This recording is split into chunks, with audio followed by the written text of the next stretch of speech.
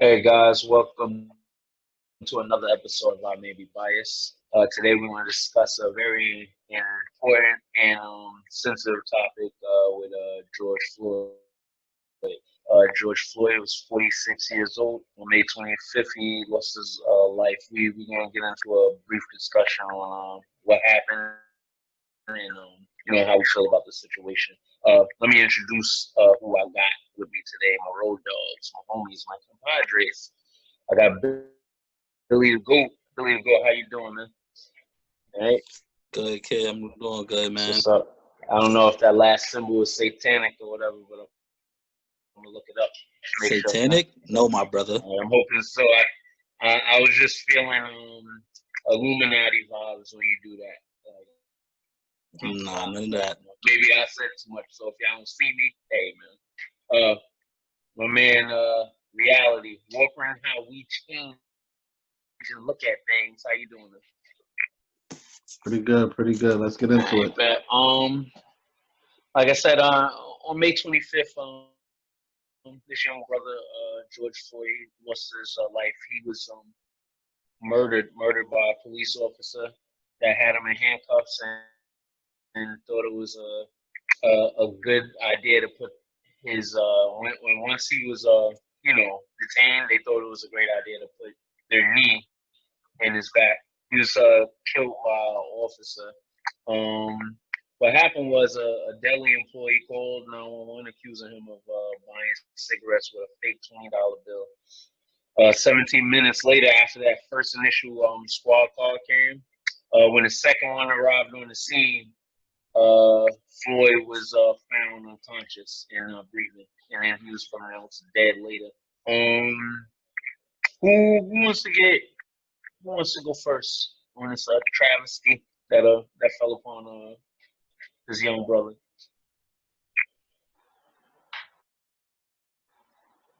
Anybody? Anybody? Um, Billy? I guess I'll go All right, first. Billy. Um, First I'd like to take the time out to just say R.I.P. to George Floyd. Send my condolences to his family. Definitely.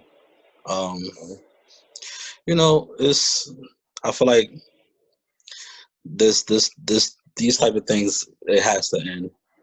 It has to end against black people. I feel like these type of things, that if this was a white person, it wouldn't even got to this like type of situation. Who needs backup for a non-violent crime? You don't need 12 officers on the scene for a crime that has no guns involved. Right. You know what I'm saying? So that's the first thing Right. I wanted to Right. say. Yeah. Second is, I feel like this, it's just like history repeating itself. I feel like you go back to the plantations where a slave owner will try to set an example on a one of the biggest guys they see, and try to demasculate him. And I feel like that's what happened in this George Floyd situation, where it's like, oh, I got power over this guy. You see how big he is? I got power over They him. call that term buck breaking, I think. I Yeah. believe so. And they use excessive force for no particular reason. He had his knee in his neck for up to 8 minutes while this man is begging and pleading for his life, trying to catch his breath, and his last dying breath, he's calling on his mother. Like, what kind of animal do you have to be to not have the empathy or sympathy for a person that cannot breathe? He's telling you repeatedly he can't breathe, and you just sitting there. Even after his body went limp, you still have your knee on his neck for three more minutes, and to the ambulance got there. And I don't know if y'all seen, those wasn't even EMTs that helped him onto the gurney. Those was other cops. Oh wow. So the EMTs, I don't know what they did with the EMTs or who showed the ways they showed up. Those were other cops that showed up to the scene in EMT uniforms. I don't know what was going on with that type of situation, this systemic racism, it has to stop against black people. You can't just profile us. You know what I'm saying? Like if we in a certain neighborhood, you can't just be like, oh, we up to no good because we in a certain neighborhood. You don't know if we live in this neighborhood. You don't know how much money these people got. If you see a nice car, you want to stop them. Like, come on, son. This type of stuff has to end. Right. The protesting that's going on, I'm kind of proud of my people, but then again, you got the rioting that's going on. I don't really know how to feel about that.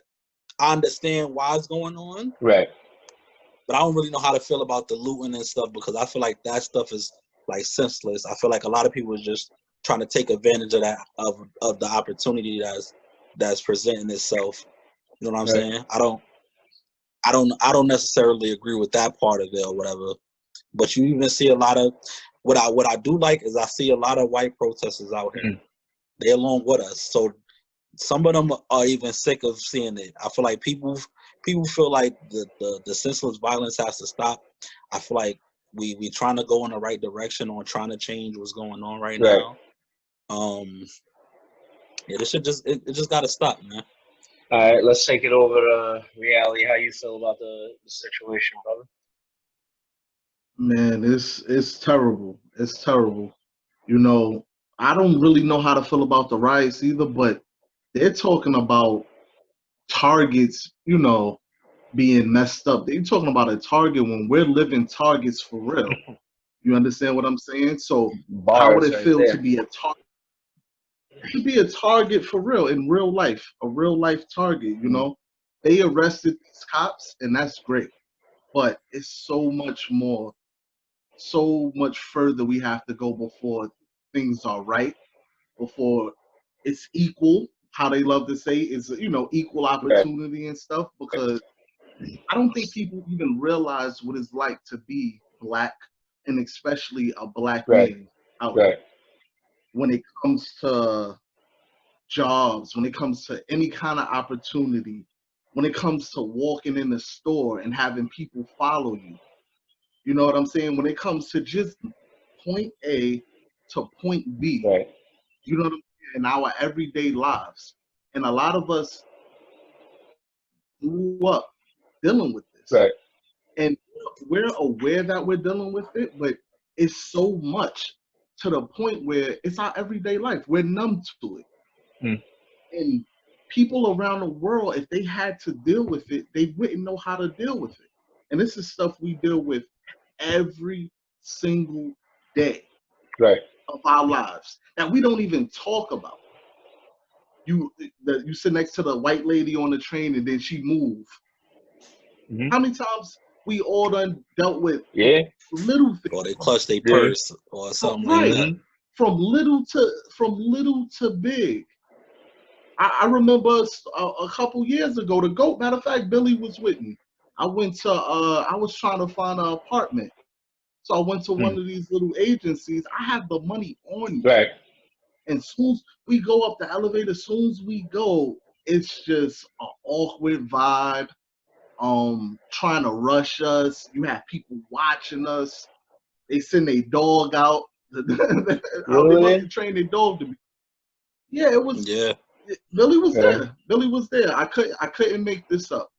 And I'm like, let me think about it, because he's talking fast. right. The man is talking fast, and I'm like, let me think about it. Oh no, if you don't do it now, you can't ever do it. So I'm like, nah, I'm out Who of here. does And business like that? he walks us. This is in Right, Midtown, and on like 46th Street or right, something like that. He goes down in the elevator with us to escort us out the building. right, right, This is everyday stuff that we go into it, and the killing, from killing to the small things that we deal with every day, and it has to right, stop. That's why I know we have so much more fighting to do. And it's crazy how in these situations some people can't even hold their racism in.